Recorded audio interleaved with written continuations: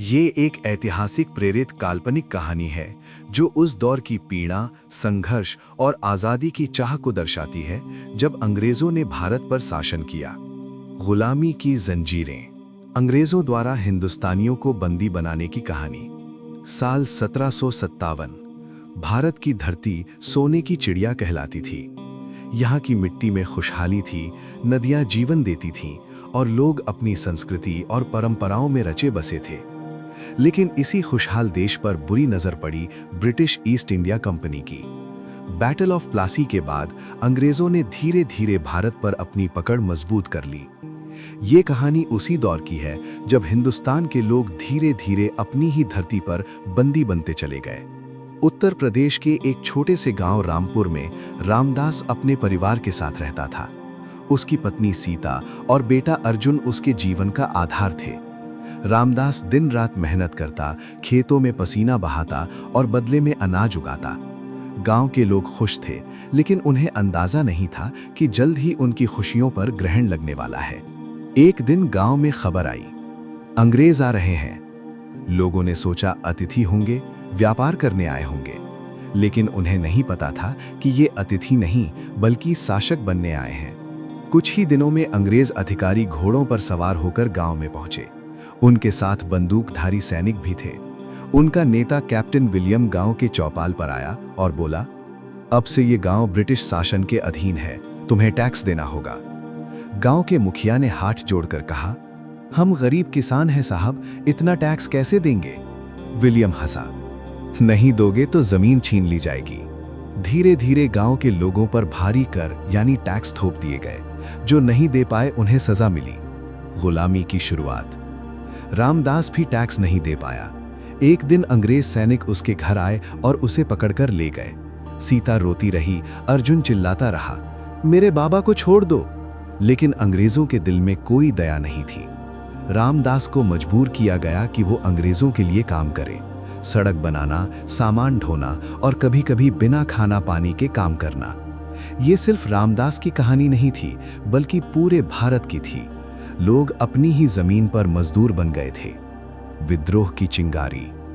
अर्जुन अब बड़ा हो रहा था। उसने अपने पिता की हालत देखी और उसके मन में गुस्सा भर गया।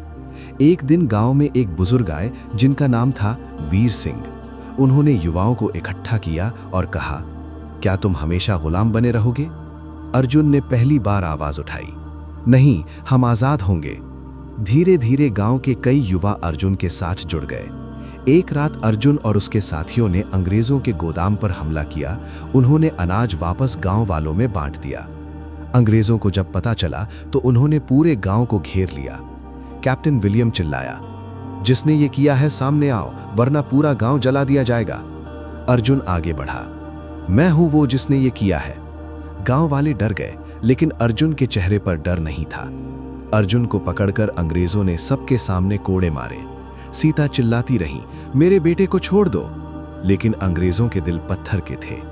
रामदास, जो पहले से ही कैद में था, ये सब देख रहा था। उसकी आंखों में आंसू थे, लेकिन दिल में आग जल रही थी। अर्जुन की बहादुरी की खबर आसपास के गांवों में फैल गई। लोग जागने लगे। धीरे धीरे ये छोटी सी चिंगारी एक बड़ी आग बन गई। ये वही आग थी जो आगे चलकर इंडियन रिबेलियन ऑफ 1857 में बदल गई। अर्जुन और उसके साथी जंगलों में छिपकर अंग्रेजों के खिलाफ लड़ाई लड़ने लगे। वो अचानक हमला करते और गायब हो जाते। अंग्रेज परेशान हो गए। एक दिन अर्जुन ने अपने पिता को कैद से छुड़ा लिया। रामदास ने उसे गले लगाकर कहा, तूने आज मुझे नहीं, पूरे देश को जगा दिया है। लेकिन आज़ादी इतनी आसान नहीं थी। एक बड़ी लड़ाई में अर्जुन बुरी तरह घायल हो गया।